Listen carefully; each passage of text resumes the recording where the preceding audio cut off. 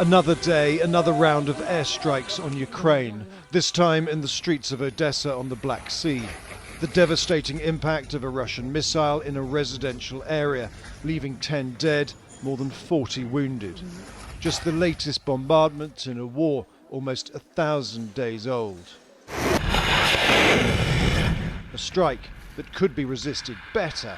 Now Kiev can use these American missiles against Russian air bases across the border.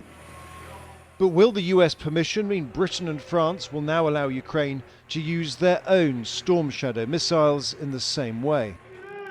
The Prime Minister, who is attending the G20 summit in Brazil, said Ukraine was his top priority, but refused to say if he'd allow British-made missiles to be launched against targets in Russia.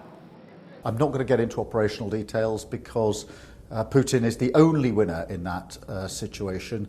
But I've been really clear for a long time now, we need to double down. We need to make sure Ukraine has what is necessary for as long as necessary, because we cannot allow Putin to win this war. But what does Russia think? Its Foreign Minister, Sergei Lavrov, is here instead of President Putin, who's facing arrest by an international court for alleged war crimes. Neither has spoken, but the Kremlin accused the US of adding fuel to the fire.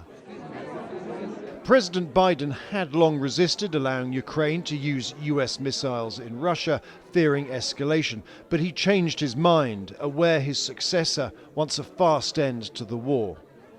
The United States strongly supports Ukraine's sovereignty and territorial integrity. Everyone around this table, in my view, should as well.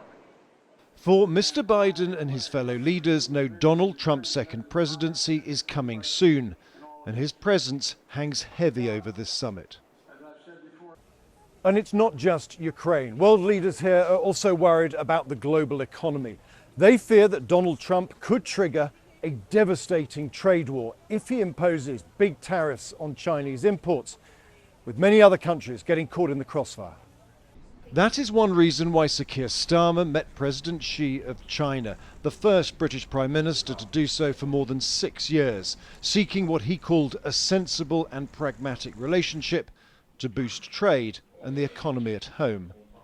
We want our relations to be consistent, durable, respectful, as we have agreed.